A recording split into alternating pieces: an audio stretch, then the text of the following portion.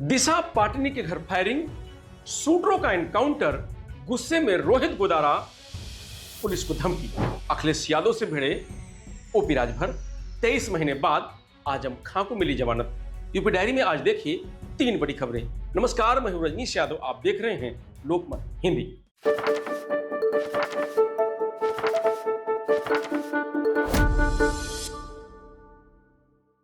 उत्तर प्रदेश के बरेली में एक्ट्रेस दिशा पाटनी के घर फायरिंग करने वाले 2 शूटरों के एनकाउंटर के बाद गुस्से में गैंग लीडर रोहित गोदारा ने यूपी पुलिस को धमकी दी है।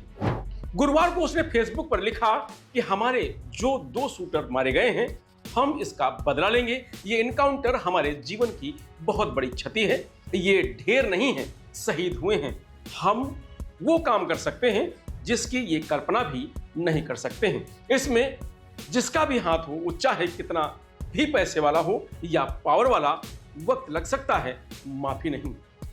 दरअसल 11 सितंबर और 12 सितंबर को बरेली में एक्ट्रेस दिशा पाटनी के घर फायरिंग हुई थी।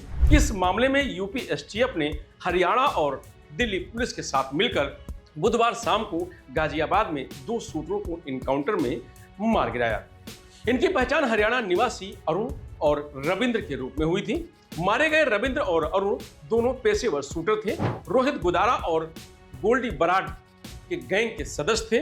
दोनों पर 1-1 लाख रुपए का इनाम था।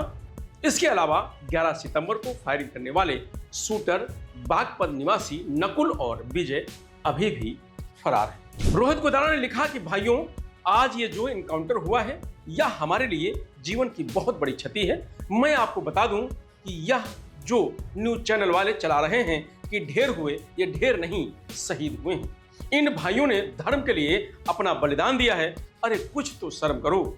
एक मुंह से तुम सनातन सनातन चिल्लाते हो और जो सनातन के लिए लड़ाई लड़े उसे मार दिया जाता है। यह इंसाफ नहीं है। ये जितने भी सनातन धर्म का नाम लेकर घूम रहे हैं, ये सिर्फ अपनी रोटी सेक रहे हैं। यह इनकाउंटर नहीं, सनातन की हार हुई है। धर्म के लिए लड़ने वालों को इस हिंदुस्तान में मार दिया जाता है। अगर तुम इतने सच्चे हो तो उठाओ मुद्दा, हमारे शहीद भाइयों को दिलाओ इंसाफ। मैं पूरे देश को बता देना चाहता हूं कि यह सनातन धर्म की आड़ में एक धंधा चल रहा है। सभी देशवासी इनसे सावधान रहें। हम अगर धर्म के लिए लड़ सकते हैं तो हमारे शहीद भाइयों के लिए हम वह काम कर सकते हैं जिसकी ये कल्पना भी नहीं कर सकते। इसमें जिसका भी हाथ है, वह चाहे कितना भी पैसे वाला हो या पावर वाला, वक्त लग सकता है, माफी नहीं। 2 शूटरों के एनकाउंटर के बाद अभिनेत्री के पिता और रिटायर्ड डीएसपी जगदीश सिंह पाटनी ने सीएम योगी से फोन पर बात की। कहा कि मैंने सीएम सर को थैंक यू बोला। गुरुवार दोपहर मीडिया ने सवाल किया कि आपका परिवार क्या अभी भी किसी तरह का डर या दहशत महसूस कर रहा है।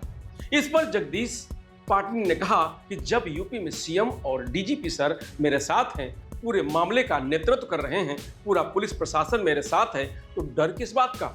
निश्चित तौर पर अब अभी और बदमाश अंजाम तक पहुंचेंगे। अब कोई भी अपराधी प्रवृत्ति का व्यक्ति या तो हमारे प्रदेश में जमींदोज हो चुका है या पलायन कर चुका है। अभिनेत्री के घर पर फायरिंग के बाद 15 सितंबर को सीएम ने जगदीश पाटनी से बात की थी। तब योगी ने जगदीश पाटनी को आश्वासन दिया था कि अपराधी चाहे पाताल में हो, यूपी पुलिस उन्हें खोजकर कार्रवाई करेगी। यूपी एसटीएफ के मुताबिक बुधवार शाम 7:30 बजे गाजियाबाद के टॉनिक सिटी एरिया में चेकिंग की जा रही थी। तभी 2 लड़के बाइक पर दिखे। ये चेकिंग देखकर भागने लगे। पीछा करने पर उन्होंने फायरिंग शुरू कर दी। गोली लगने से 4 पुलिसकर्मी घायल हो गए। पुलिस जीप पर 4 बुलेट लगी हैं। टीम ने खुद को बचाते हुए बदमाशों पर फायरिंग की। 15 मिनट तक दोनों तरफ से करीब 25 से 30 राउंड फायरिंग हुई। पुलिस की गोली से अरुण और रविंद्र घायल हुए।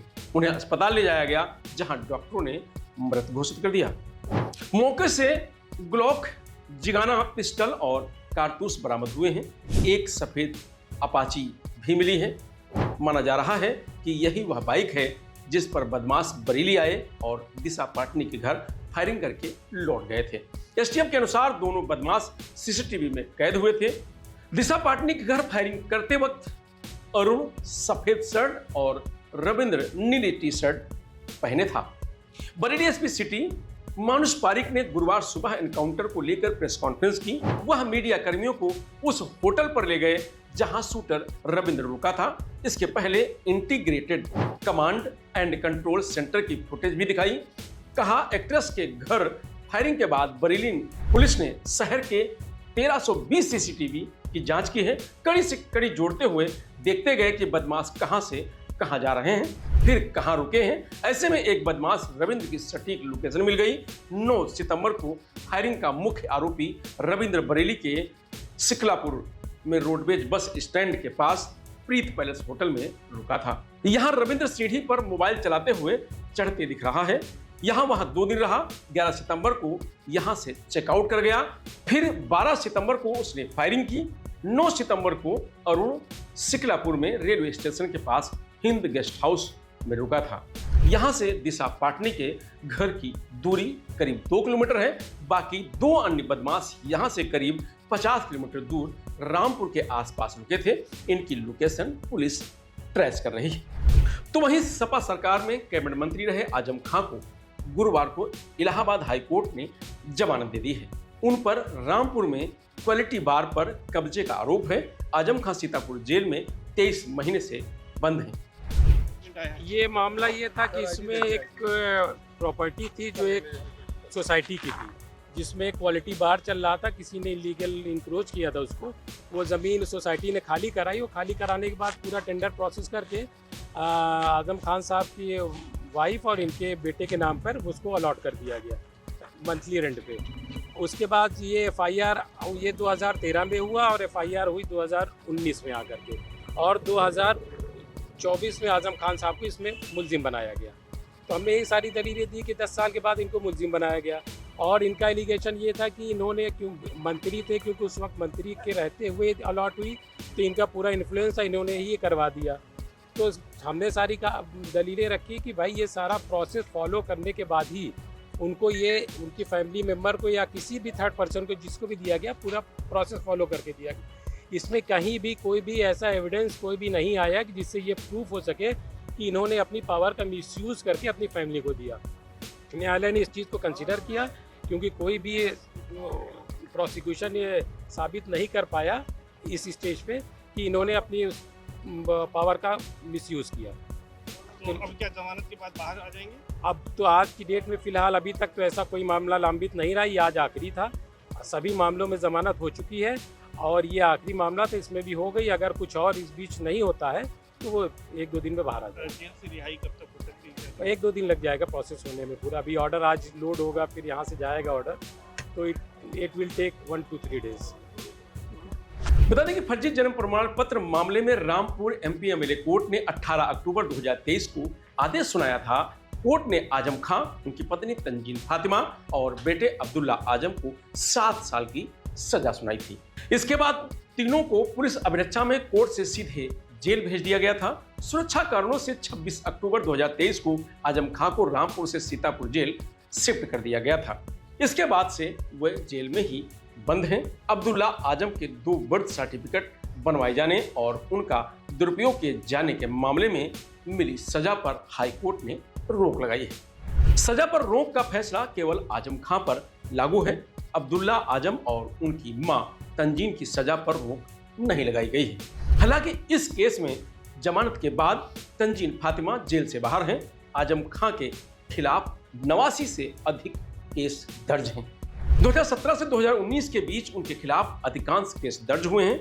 इसमें से सभी मामलों में जमानत के बाद 20 मई 2022 को आजम खान सीतापुर जेल से बाहर आए थे। हालांकि करीब 1 साल से कुछ अधिक समय बाहर रहने के बाद एक बार फिर जेल जाना पड़ा। आजम खां करीब 76 साल के हैं। वे कई बीमारियों से ग्रसित हैं। पिछली बार रिहाई के बाद भी उन्हें हॉस्पिटल में रहना पड़ा था। आजम खां करीब 4 दशक से रामपुर की राजनीति में सक्रिय रहे हैं। वे मुलायम सिंह यादव के काफी करीब रहे हैं। समाजवादी पार्टी की स्थापना के साथ ही जुड़े हैं। आजम खान को अखिलेश यादव ने उनके जेल में रहने के बाद भी राष्ट्रीय महासचिव बनाया हुआ है। तो वहीं अखिलेश यादव के ट्वीट पर भड़के ओपी राजभर ने कहा कि अखिलेश यादव के पास कोई काम नहीं रह गया है। बता दें कि अखिलेश यादव ने सुभाषपा कार्यकर्ता की पिटाई का एक ट्वीट कर ओपी राजभर पर तंज कसा था। इस पर राजभर ने कहा कि अखिलेश यादव की सरकार में जीते हुए प्रधान को फेंकवा दिया जाता था। सपा सरकार में जिला पंचायत और प्रमुख को हरवा दिया जाता था। उन्हें गुंडों की सरकार कहा जाता था। अपराधी छुट्टा सांड की तरह घूमते थे। अखिलेश यादव के पास कोई काम नहीं है। पहले की सरकारों में दंगे और कर्फ्यू होते थे, उससे लोगों को निजात मिली है। हकीकत में अखिलेश यादव के पास कोई काम नहीं रह गया है, इसलिए वे ऐसी बातें कर रहे हैं। राजभर ने कहा कि पहले की सरकारों में सिर्फ दंगे होते थे, हमारी सरकार में सड़कों पर काम हुआ है, बड़े पैमाने पर काम हुआ है। प्रदेश में अगर कोई व्यक्ति कानून को अपने हाथ में लेने की कोशिश करता है तो 24 घंटे में वो जेल में होता है। गरीब के बच्चे पढ़ रहे हैं। कलेक्ट्रेट में सीसीटीवी के गायब होने के सवाल पर भी ओपी राजभर ने जवाब दिया। कहा कि ये कैमरे विपक्ष के लोग खुलवा ले जा रहे हैं जिससे सरकार को बदनाम किया जा सके। रात के अंधेरे में विपक्ष के लोग कैमरे खोलकर ले जा रहे हैं। राजभर ने कहा कि अखिलेश यादव 8.5 साल से सत्ता से बेदखल हैं। महल का माल खत्म हो रहा है। जब सत्ता में थे तब प्रदेश का खजाना लूटते थे, लाखों करोड़ों की बात करते थे। गौरतलब है कि गाजीपुर में 17 सितंबर को सुभाषपा कार्यकर्ता को एक महिला कांस्टेबल ने एसपी ऑफिस में ही पीट दिया था। सुभाषपा कार्यकर्ता ज्ञापन देने गए थे, तभी एक कार्यकर्ता का एसपी ऑफिस में तैनात महिला कांस्टेबल से बैड टच हो गया। इससे भड़की कांस्टेबल ने जिला अध्यक्ष के सामने ही कार्यकर्ता पर थप्पड़ बरसा दिए। कांस्टेबल ने 4 सेकंड में 4 थप्पड़ मारे, साथ ही उसे धक्का मारते हुए ऑफिस से बाहर कर दिया था। हंगामा बढ़ता देख पार्टी के नेताओं ने बीच बचाव किया। इस पूरी घटना का 37 सेकंड का वीडियो भी सामने आया है। फिलहाल यूपी डायरी में आज इतना ही। कल फिर मिलेंगे नई खबरों के साथ। तब तक आप बने रहिए लोकमत हिंदी के साथ।